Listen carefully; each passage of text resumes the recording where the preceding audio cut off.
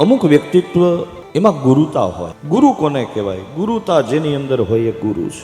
જેનું વ્યક્તિત્વ, જેનો વ્યવહાર, જેનું ચરિત્ર તમને પ્રભાવિત કરે. આટલા બધા ગ્રહો છે, એમાં જે ગુરુ છે એ ગુરુ એટલા માટે કહેવાય કારણ કે એમાં ગુરુતા છે, ગુરુત્વ છે, અને એના ગુરુત્વાકર્ષણના હિસાબે જ બધું ટકી રહ્યું છે. ગુરુ જ કરે પૂરું, બાકી બધું અધૂરું.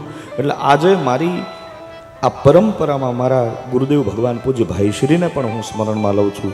પરમ પૂજ્ય દાદાજીને પણ, કૃષ્ણશંકર દાદાજીને પણ હું સ્મરણમાં લઉં છું. કેકા શાસ્ત્રીજીને પણ સ્મરણમાં લઉં છું. અમારી પરંપરાના શ્રેષ્ઠ જેટલા મહાપુરુષો થયા ગયા એ બધાને હું અહીંથી પ્રણામ કરું છું.